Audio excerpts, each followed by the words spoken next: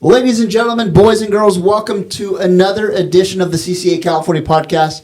Good to be with you another week. Tony, how are we? Good morning. Good morning. Oh, It's been stellar. it's been a long time. I know. What's up with that, Chris? Why do we do this to ourselves? Why are we so busy? I'll give you reasons. Show season, Day at the Docks coming up. That's it? Banquets. Only? Yeah, that's Weird. it. That's it. Anyways, we have a lot to get to during this episode. We'd like to welcome some friends of ours. We've got Mark from Surf Rider San Diego. Hello. Jake from the RV Pilar, along with Peter. How are we? Great. Good morning. Doing well. Yeah.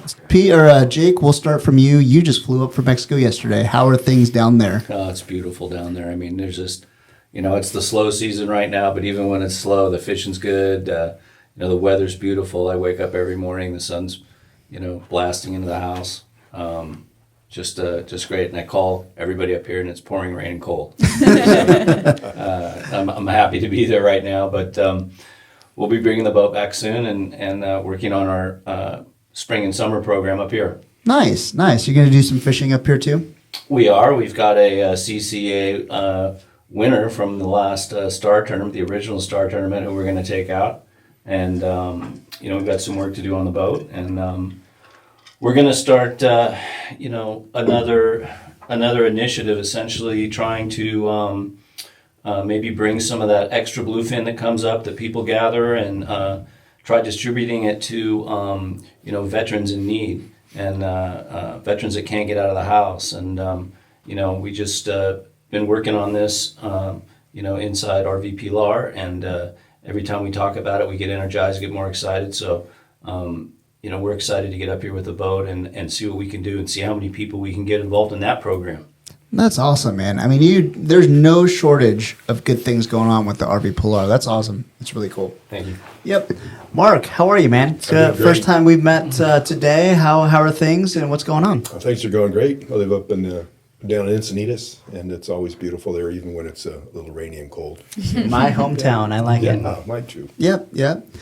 Peter? Yep. It's been a while. How are we? Good, yeah. Can't complain. Nice. A lot of exciting stuff going on, and nice to get Mark involved with our efforts, and we're excited for the next year and a couple months. Cool, man. Well, it's good to have you guys in person. I know the last time you guys were virtually, but I don't blame you wanting to stay in Cabo. Anyway, let's get into the meat and potatoes as to why we're here. Basically, it's centering around Mylar Balloons. And really, for anglers, and Jake, you can probably speak to this more so than anyone, to where Mylar Balloons, we come across them all the time as anglers, out offshore, inshore, what have you, come across them all the time, and they've been a huge problem over many, many decades. Yeah, it's something we got started with several years ago, and it's interesting. There isn't a skipper or a fisherman that I've talked to that hasn't had an experience with a Mylar balloon. I mean, it's that big a problem. So what we're going to do now is, try to show our strength in numbers, all the small boaters out there, people on charters, people on sport boats, people on private yachts.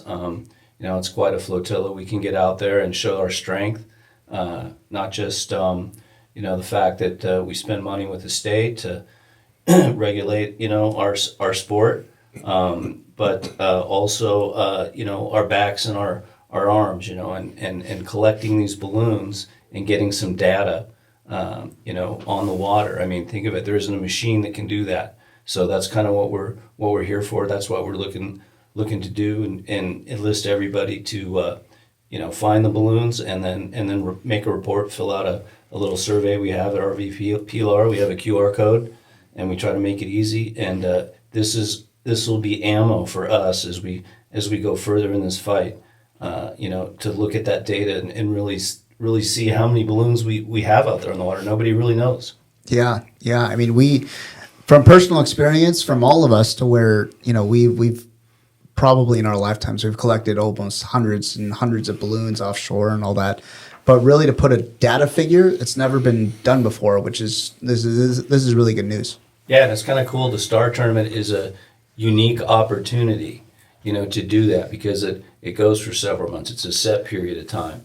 We're asking for everybody, anybody, not just people in that star tournament. But again, if you have an inflatable, a SUP, a tin boat, a Parker, a Viking, go right up the line. Kayak. A kayak, whale watcher.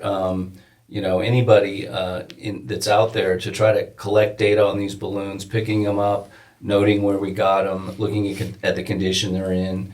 We still don't know how long it takes for them to break down. Nobody has a number on that. So all this data, that's kind of how the world works now. We need it. It'll go to bat for us later as we try to bring this ban in on these balloons. Yeah, and we'll get into the Star Tournament tie-in here in a little bit. But Mark, there is a lighter than air ban, whole campaign, and tell us a little bit about what that entails and what that mission Sure. is. So I volunteer with Surf Rider. I've been doing it for about 7 years. And a few years ago, I was picking up balloons, and I have a jar now of over 200 that just I've picked up myself. That's mostly at Moonlight Beach, from Swami's to Beacons, if you know that area. So it started getting on the radar screen for Surf Rider and the Rise Above Plastic committee that I help lead, because Mylar is a form of plastic. And so we were lucky enough to have a surfer come out of the water, because we have a bandwidth. We can only attack so many things at once. And Tina Overland, a surfer out of D Street, was like, I'm tired of this, contacted us, and with her passion and some other people, Encinitas was the first city to ban the use and sale of lighter than air balloons, because not only Mylar, but the latex too is a problem out there on the ocean and inland. So that started the journey for us. It's amazing. We've been working in the same space with the Pilar. The next city was Solana Beach, passed a similar ordinance. It takes time. It took about a year. Coronado, Del Mar passed the next one, and Coronado has been the most recent city this year to pass a. They did a little different. It's just the sell of them and not the use of them, because if we're all successful here sitting around this table, they won't be used. You won't be able to buy them anywhere. So, and that's basically what we're doing. Imperial Beach, we've engaged them one time, and with this influx of additional partners, CCA and the RV Pilar, that we're hoping to get that city council to agree that their sales shouldn't be done. Yeah, and there's an upcoming meeting coming up on the 16th, if I'm not mistaken, too. That is our target date to go down and speak with council. Yeah, awesome.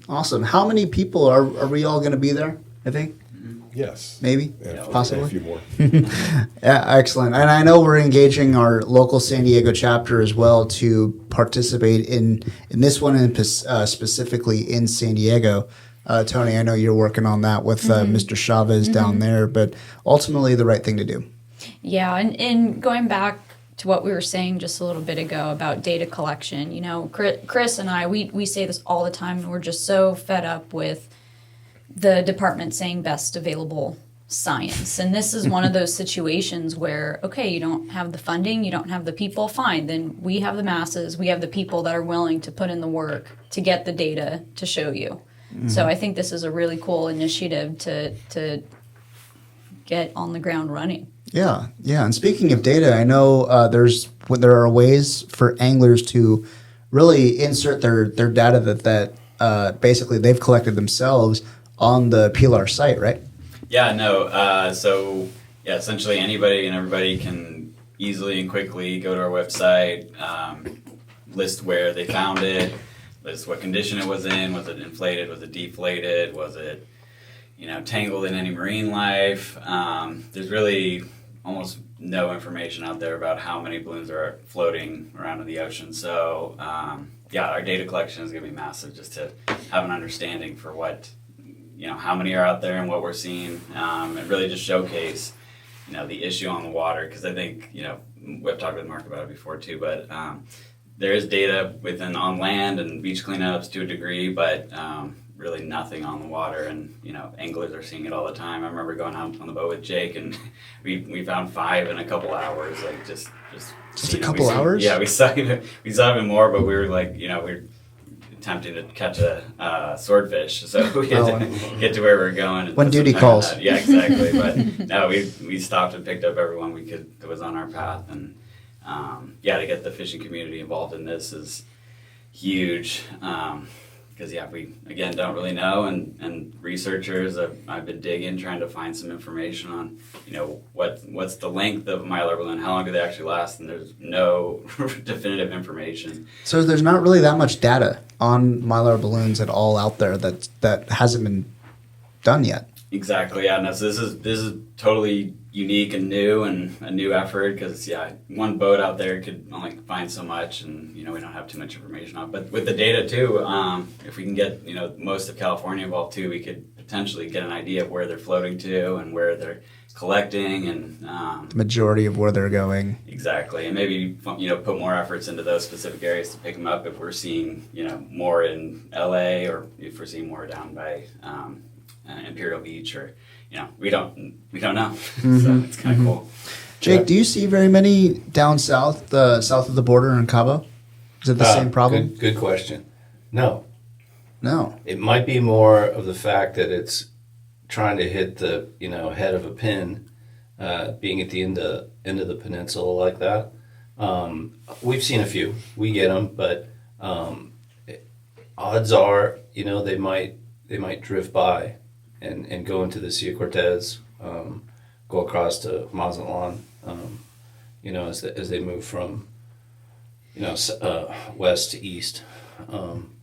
But we do find them, but not in the numbers they're here. And you know what? People just, even though they have celebrations down there and quincenas and all these different things, you don't see a lot of Mylar balloons down. There's not a lot of helium down there, and that might be the reason.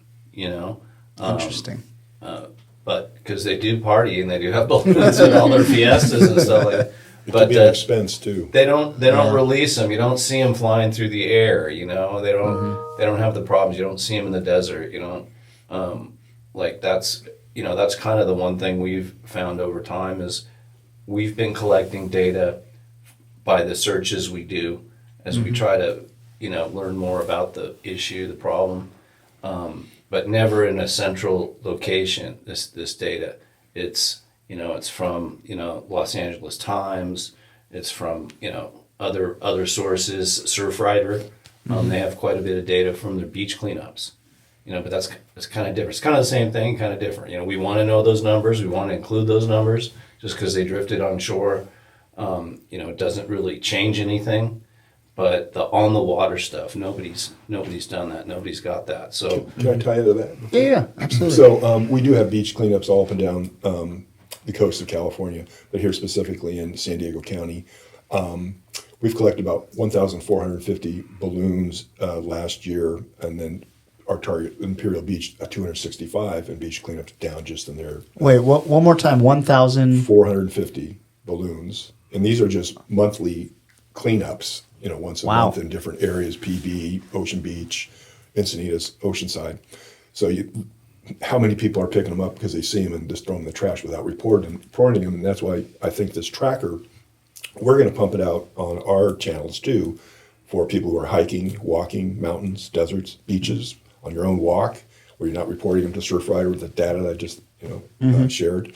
So we will hopefully pick up not only ocean-based but more land-based, because that's what's driven the council so far, is what we can articulate we're picking up in their city or out of this county, knowing that the problem is huge out there on the water. Mylar balloon lasts for about 3 weeks. And so in a little you accidentally release it, 6 mile an hour wind, I think the study I saw was about 800 and something miles that it can travel before it wants to finally return to Earth.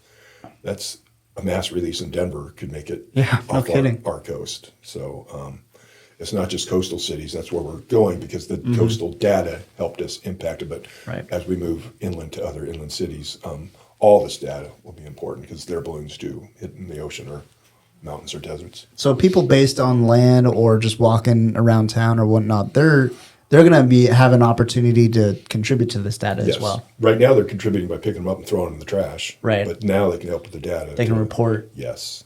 I'm so excited about that. Yeah, that's awesome. There's many different avenues to participate in this effort, which is a great thing, whether you're on the beach, whether you're on land, whether it's on the ocean doing what we do. It's really good news. Really good news for the environment and really good news for us. Yeah, for sure. I mean, again, once we started doing this and we started hearing from people all the way across the country, saying we've got the same problem here, in places you wouldn't imagine, but just even here in California, people in the high Sierra are finding them. So that's important to us. And, Mark mentioned the ranger stations. We're going to try to get that QR code out in some kind of laminated form there so that when people go day hiking or whatever, they can help. All of it's a good collection. All of it counts. All of it is the reason why. It's not just one balloon here, one balloon there. It's the range that they can travel. If they get into the jet stream, they can go really fast. They can make it across the Pacific Ocean from Asia to Central California. Again, we're not really sure where the majority of them land, but a lot of them do cross the ocean. We've had farmers in Kansas pick up graduation balloons from California, and because of the date of the graduation, and somebody signed one, put their name on it, and the guy contacted them. They could calculate that it took like no time at all. It was a couple of days. It was 2/3 of the way across the country, from the day it was released. So when you start looking at the scope, of the problem with these balloons, it goes a long way. It can go inland, affect wildlife inland, just the same way it does on the ocean. Well, there's, you brought up a good point, and I want to build on it to where it affects not only just the beachgoers, the beachcombers, the fishermen, the anglers, and all that, but there's a whole bunch of industries that Mylar balloons can wreak havoc on. One being the power industry. I'm sure planes are probably in there as well, but there's a whole bunch of industries that are affected by Mylar balloons, and we just don't really hear about it on a daily basis. True. San Diego Gas and Electric has a study, and over a 5-year period, they had about 500 hits of Mylar balloons that conduct electricity into the power lines, blowing out transformers, taking out traffic lights, taking out your neighborhood, possibly a hospital. Fires. So that's the other thing. They do have documentation of some of our inland or back east or fires have been caused by balloon strikes on power lines. Wow.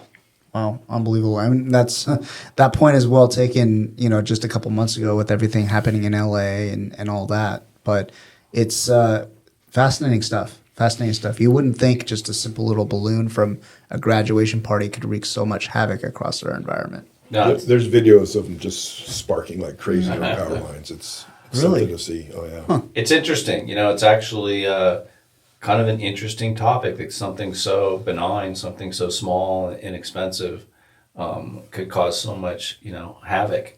And again, when we started looking at data and searching, you can go to the Los Angeles Times and look at these newspaper articles about how many man hours were lost in industry up there when these balloons arc the power lines and put power out. They have it down to the dollars and cents.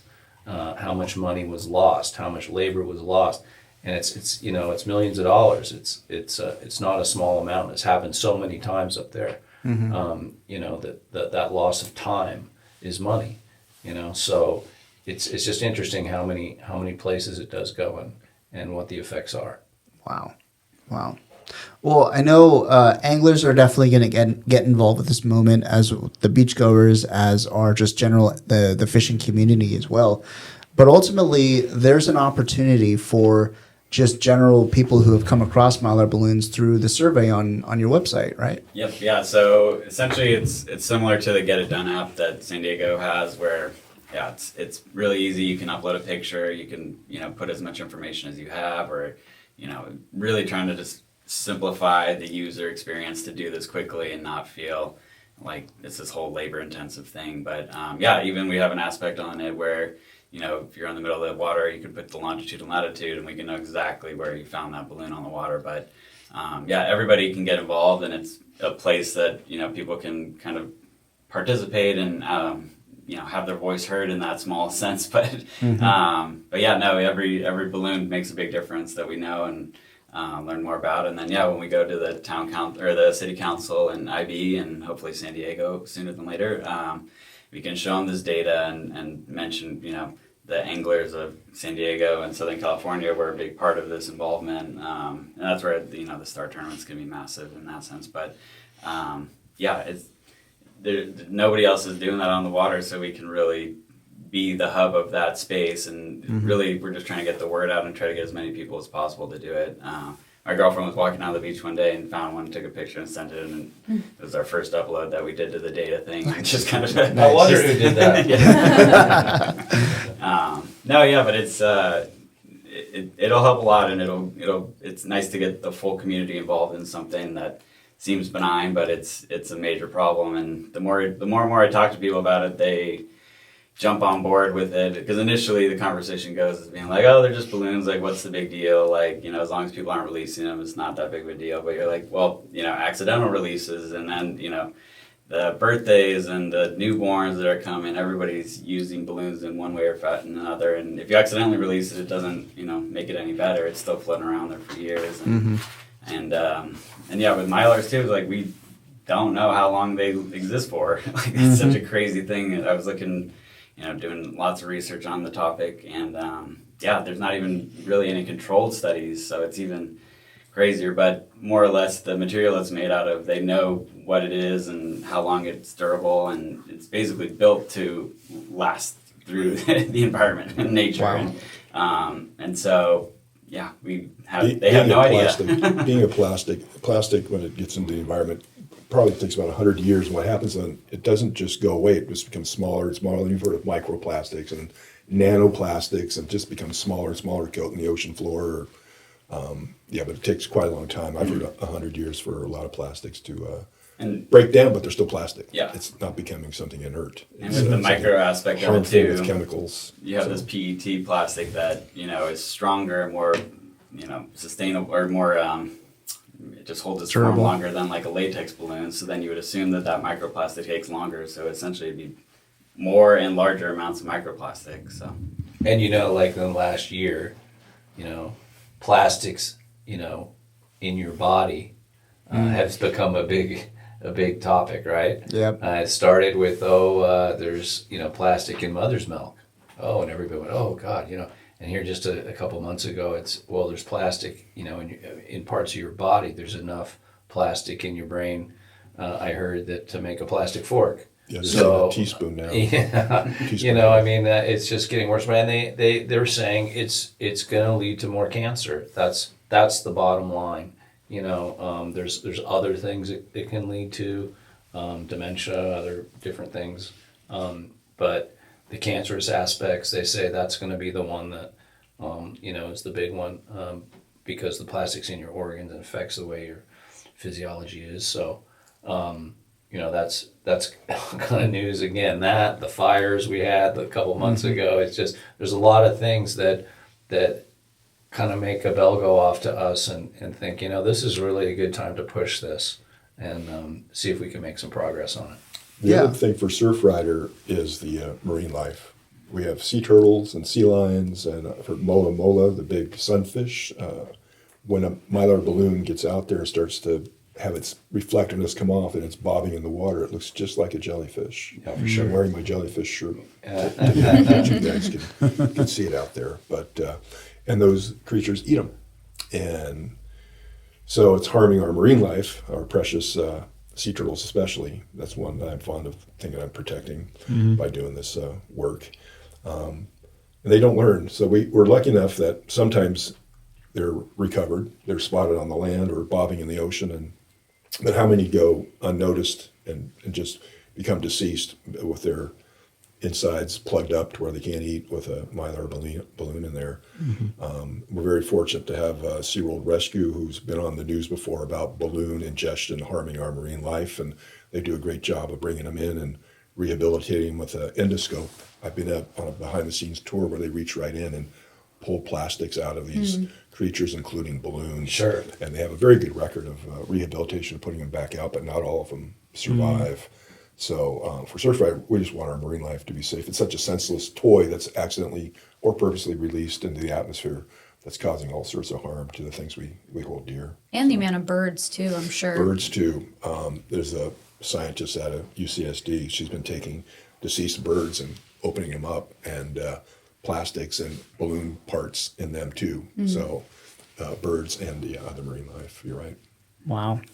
Well, you're probably wondering why CCA or how CCA is tied in on all this. Well, we've got a solution there. Basically, everyone has heard about our Star Tournament, the summer-long tournament, where it goes from May 24th to September 1st this year in 2025. You can win a brand new boat, all that. All these guys saw it, which Amazing. was awesome. But ultimately, how we're going to do our part is we have introduced a Mylar Division within our Star Tournament. Tony, what do you think? I think just the Star Tournament in general, when we first started this, we didn't think we were going to do, special categories like this. But to be able to have a category and partner with such great, amazing people, like-minded people, and we all have the same vision in mind, I think is really special for me personally to be a part of. I know you feel the same way, but I think for CCA in general, I think this is just such an amazing, amazing thing that we're able to do.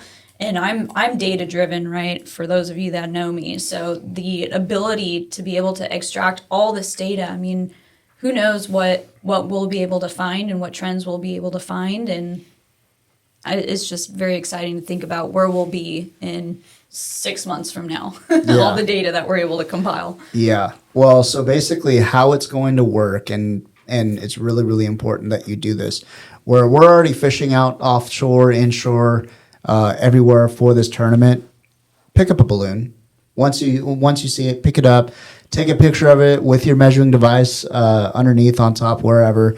And basically it's super important to where you, as long as you take a picture of it, even where you picked it up or closely by or whatnot, that data is important, because every single photo on your phone is geotagged. We can tell where exactly it is. And so, again, driving more data points, which Peter's shaking his head, it's important, right? Basically, it's super, super important. Make sure to dispose of that once you get back to the beach, and then take that survey on the RV Polar website and really do your part. Basically, how it's going to run is the more entries you gather, the more opportunity you have to win. And our good friends over at Fish Lab in Okuma have donated a $250 gift cert to the winner of that division. So it's going to work just like a That's raffle. awesome. That's Great. amazing. Thanks Yeah. for them. Yeah. And so- you're doing the right thing. And you're doing the right thing. It's the right thing to do ultimately. But really, what drives this point is data, and we desperately need that data. Yeah, and I'd like to say just something about that, the right thing. This is something fishermen can do. Fishermen care about clean oceans. I mean, we have to. Our right to access is always under threat. So this is something positive we can do to show that we're there for conservation, and we're there following the state's limits and the regulations they set. And oh, by the way, we're also picking up trash. That's important. As again, our right to access is under attack. Sometimes I think they'd rather shut everything down and forget about the blue economy we have here, and that includes the local commercial fishermen, the generational fishermen that fish sustainably. They'd shut it down in favor of us to buy fish from the illegal, unregulated fisheries from, I always say, who knows who knows where, who knows when, and who knows how. How is that fish caught? Is any of that even sustainable?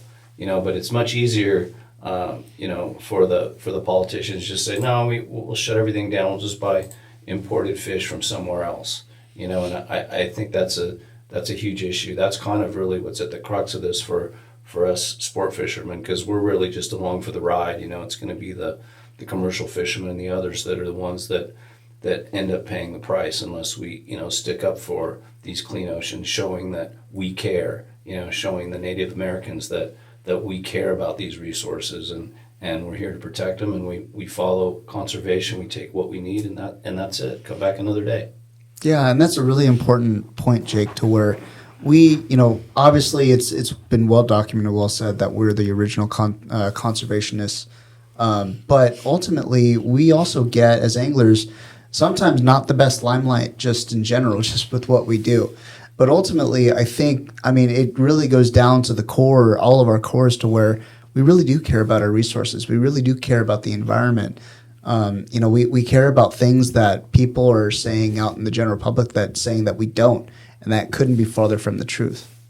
Yeah, absolutely. I mean, and again, it's such a just thing. It's not like we're doing it because we need the cred. Yeah, we need the cred, but we're doing it because it's a just cause. It's the right thing to do. The same way Surfrider does these massive beach cleanups, and CCA does them as well. And hats off to both of you guys, because that's really where a lot of this started. Not everybody's out on the water, but a lot of people walk the beach. A lot of people see the balloons there. So, we get a lot of action from those people and a lot of response to our posts on social from people that are just walking the beach and seeing dead birds attached to, the ribbon on a deflated Mylar balloon.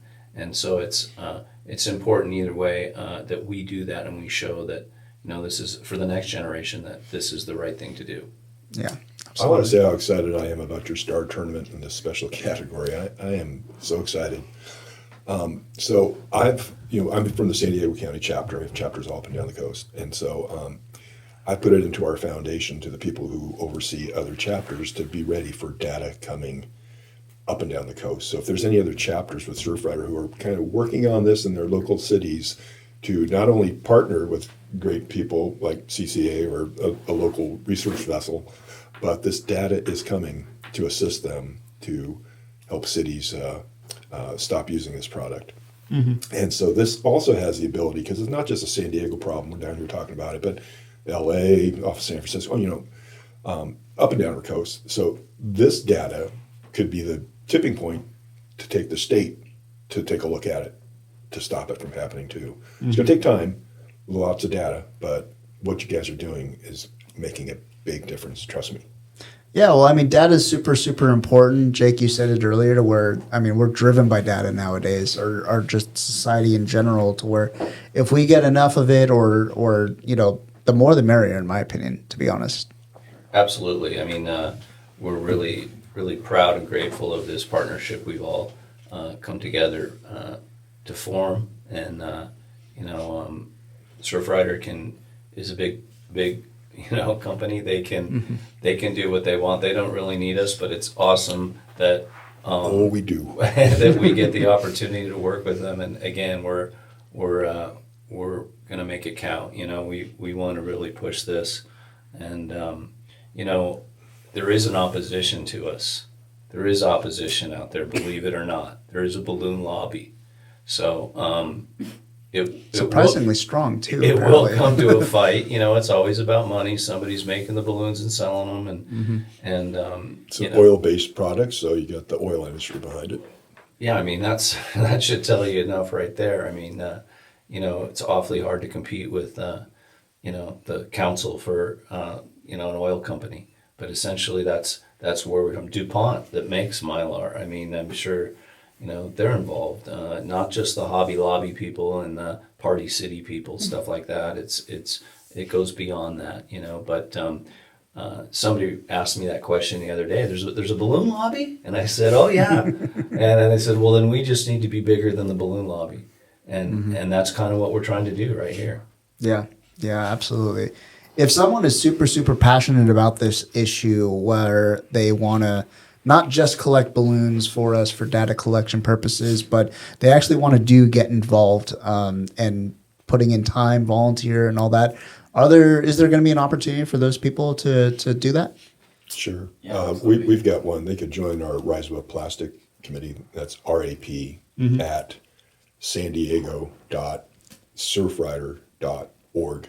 Hit us with an email and we'll get you involved.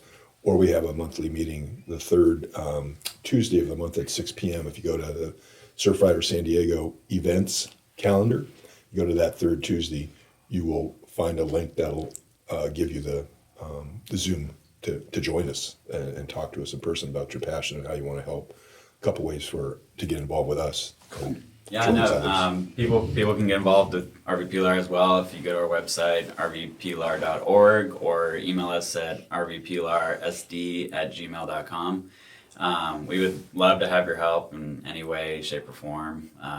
It's a big effort, and there's a lot of meetings, and we're trying to get the town councils involved too, to get our local representative to hear us and understand the issue and take it seriously. So, businesses, if they'd like to sponsor us and help, promote what we're doing. A lot of what we're doing right now is education based, and we put a lot on social media as well. If you go to our website or our Instagram, rvpilar_, you can see some of the videos we put out there and get a little more information. We have a longer video on YouTube as well.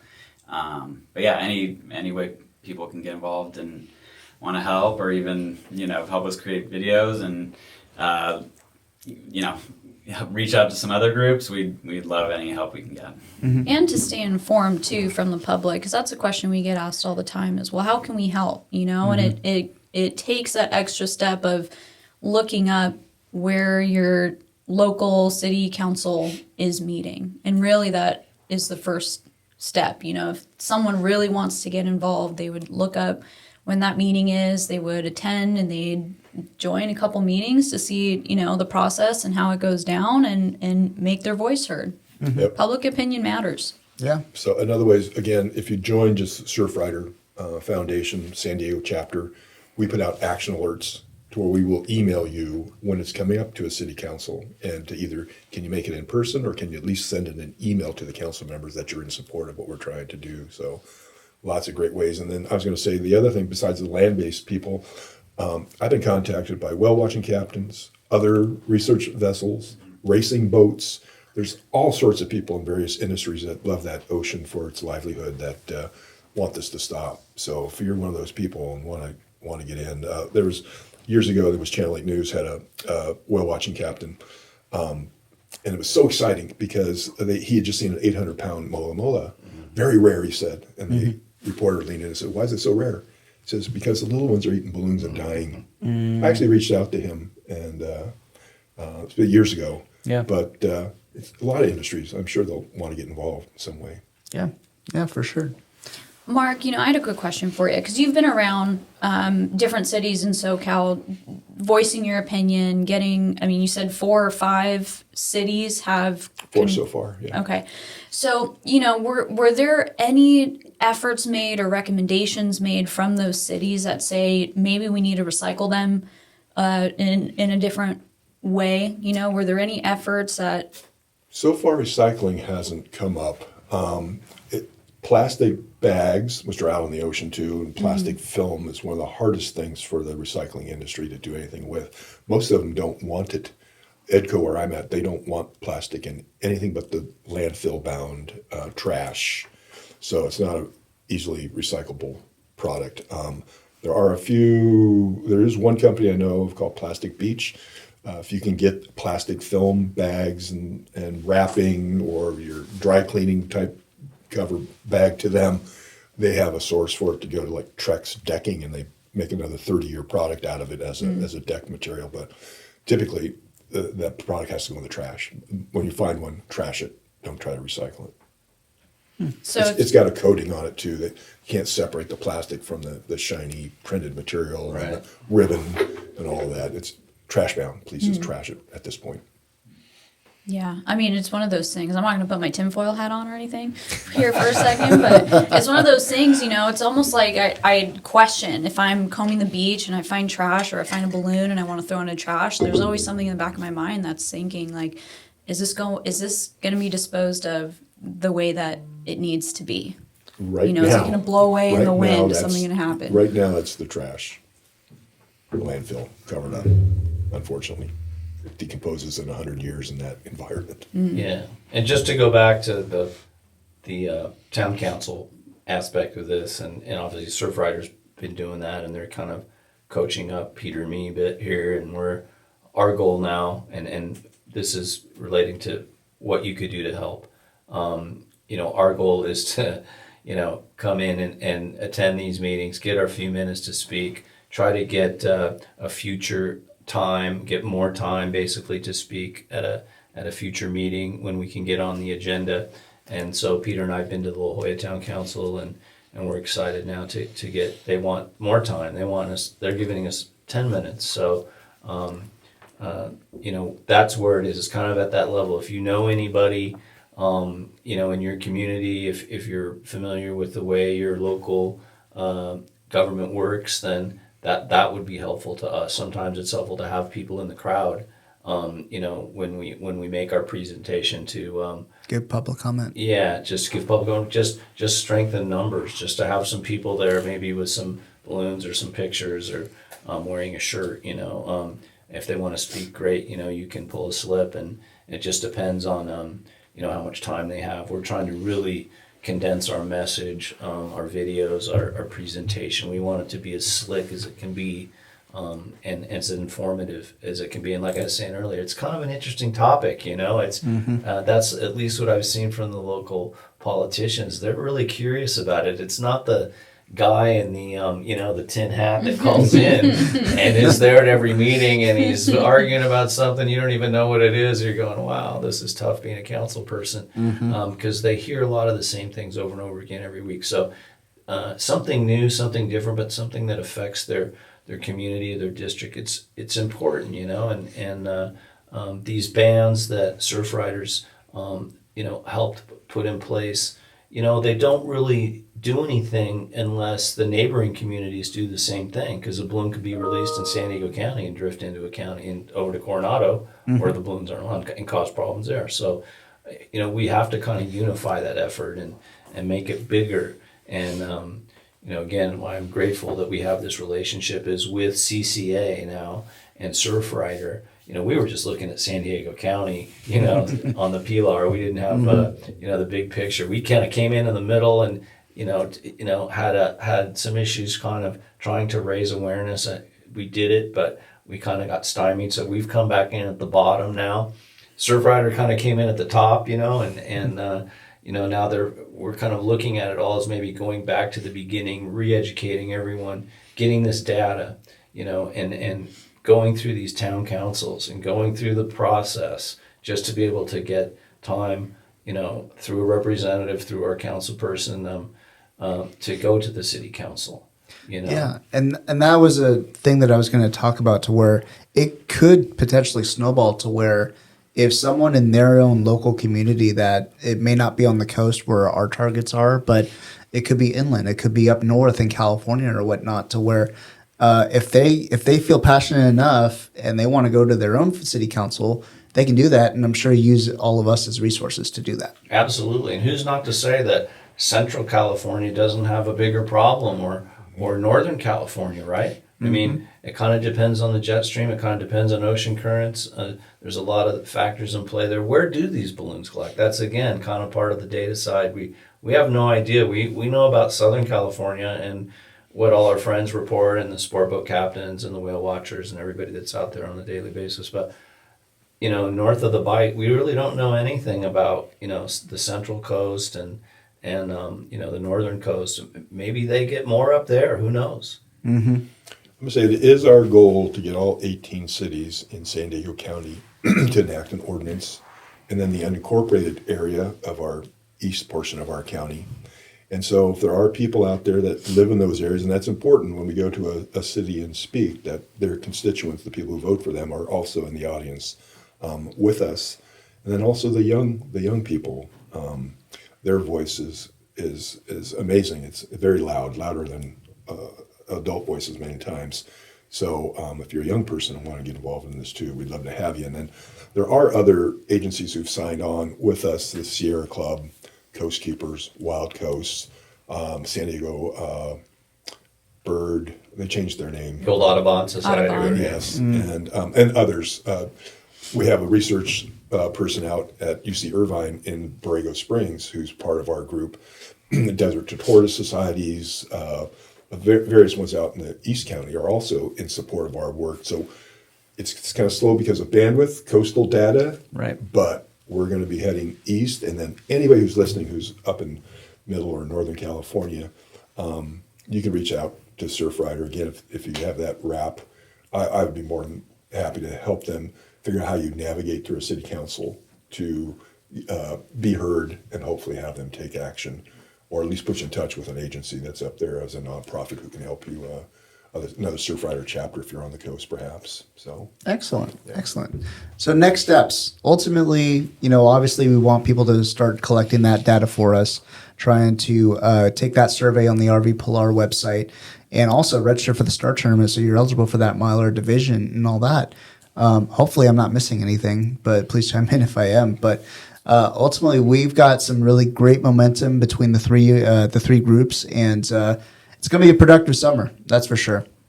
Yeah, I'm Sure is. excited. I think it's going to be fun. I think it's going to be a good summer too. I think things are lining up. The weather's going to be good, and it'll be a awesome Southern California strength summer. in numbers and some great partners here. Yeah. Yep, for sure. Jake, before I can't let you go without hearing what's been going on down south fishing wise and what kind of fishing you've been doing lately. Well, I'll tell you, we've kind of just still cooling off after the Bisbees. We got third place in the black and blue this year, just our Nice. second year participating. So we're still kind of riding that wave. Believe it or not, I got the giant check up on my mantle Heck every yeah. day.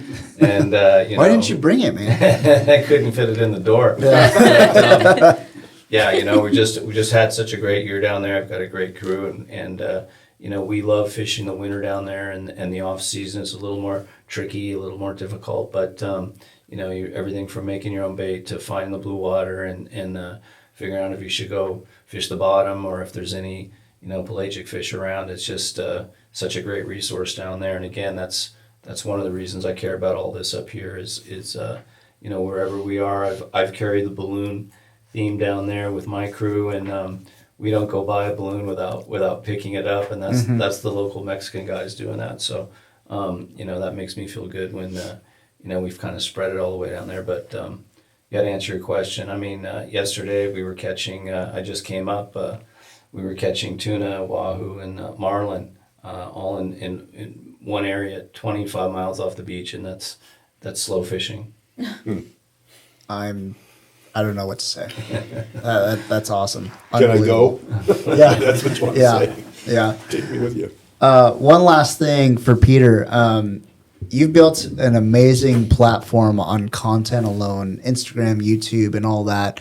you. There are so many different resources that people can just go back into your feed and just videos that they can watch and really learn more about Mylar Balloons and all the other good stuff that you guys are doing. Yeah, no, social media has been really great for us just to, get the word out there and, try to get more involvement and other people picking up and posting what they're seeing. But yeah, we've had, one video reach 1 million people. We've had a couple go over 100,000 on TikTok. Same. We've had 100,000 view. And so there's definitely an interest within the Mylar issue. Even if people think it's small, people are paying attention to it, and it's bigger than we think. And even if you just type in Mylar balloons, like the main thing you'll see is fishermen and people on the water picking them up more so than any other aspect. The other thing you'll see is people designing with Mylar balloons, so you kind of see where the push comes back a little bit. But your decoration should not be causing power outages or killing marine life and causing an impact to thousands and millions of people on many different scales, and then the microplastics. So it's the argument that it's a good celebration thing to have at your party is not really a great argument. And social's been an amazing way to reach people and kind of get other people involved. We've had a young girl who she wasn't living on the coast, but she was seeing them in her lake and rivers nearby. I forget, I think it was Washington area, but Virginia, okay. But she got involved and was sending us pictures, and we sent her a shirt, and she was super stoked to get involved and just to help in any way. But you'll see the issue on the East Coast too. There's a lot of boat captains out there that are creating posts and documenting it and trying to get people involved too. So it's definitely beyond just California for sure, and it's really cool to see it happen. And we like to take a little bit of credit for that, trying to get get the word out there and to showcase it, especially to the ocean fishing community.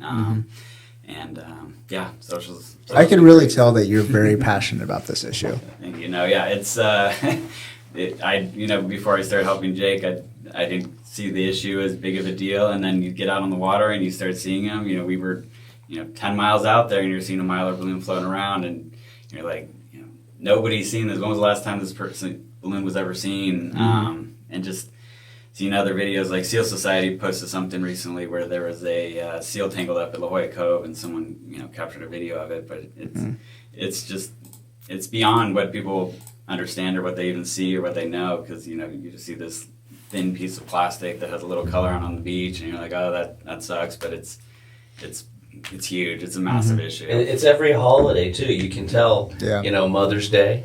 There's a bunch of hearts. Yeah. Valentine's Day. Valentine's Day, heart, same thing, and then you can almost plan it by the holidays of how many balloons you're going to find. New Year's.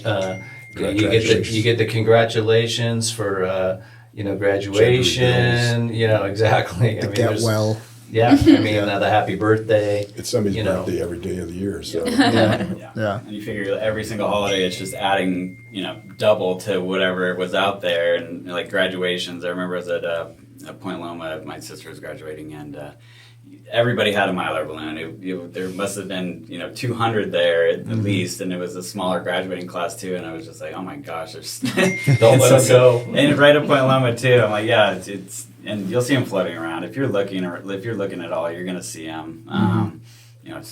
Seen them riding down the bike path, just tangled up in palm trees, and and if you do any research on your own about the electrical issue, you'll find a bunch of videos.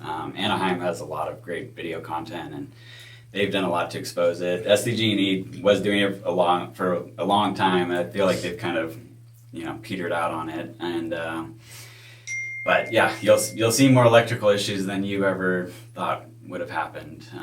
But yeah, go to our Instagram. We just posted something short, just kind of showcasing all the main issues, and we have a couple transformers exploding that people are capturing. So it's beyond. And if one of those Mylars goes into a big electrical facility, it's like that could be millions of people without power and businesses losing money and fires. The fire issue is massive.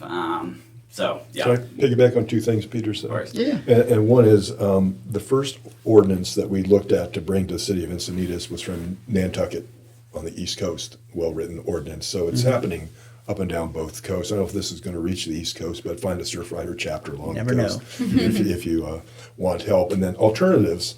If you go to balloonsblow.org, that's a nonprofit, it's pages of the dangers of balloons and the pictures of animals in distress, and the use of helium for research in cancer and MRIs versus balloons.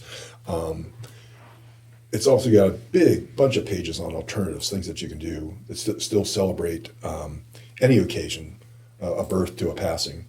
And some of them still, we're not trying to get rid of the balloon itself, it's just the content it's filled with. So having a balloon that's on a stick or one that's tied to a tether is just going to dangle. If any of these hit the ground, a person can walk to it and get it in that brief moment when a lighter than air one goes out of your hand. You can't jump high enough, fast enough to retrieve it. So balloon arches, there's all balloon columns around things. So the industry still has an out to use them, but just not in the fashion that's harming it. Here again, the recyclability, we prefer it not being a product that's out there, but there's ways to plant a tree for a loved one or all sorts of different things, a flower garden to celebrate. So I recommend people go to balloonsblow.org, educate yourself on the reasons why and the answers, the alternatives that are out there for people to still have a good time and celebrate things. Excellent. Well, Mark, we'll start with you. How do people get involved and contact you and all that good stuff? Yeah, again, the easiest one is through Riseborough Plastic Committee, and that's RAP@sandiego.surfrider.org. That email will come to me or one of us in the Riseborough Plastic, and just let us know what you're thinking about with balloons, and we'll get working together on it. Excellent. Peter, Jake, You can go how about you guys? if you want to get in touch with us, website's always good, rvpilar.org, or reach out to us via email, rvplarsd@gmail, or reach out to us on social media. It's just rvplar_. Yeah, any way you can get in contact or help would be massive. So. Excellent. Same here. Well, guys, I am super excited for the summer. It's going to be very productive. I think it's the right thing to do. It's a good thing to do for the environment. And again, super excited, super stoked. No, thank you guys. Yeah, Thank your you. help Me is too. huge. Yeah, absolutely. That's going to do it for this edition of the CCA California podcast. Make sure to go to like and subscribe wherever you get your podcasts. Also, subscribe to us on YouTube at CCA California. With that, we will see you guys next week. Take care. Take care, everyone. Thank you guys. Thank you. Did you take a picture of us? I'll get one right here.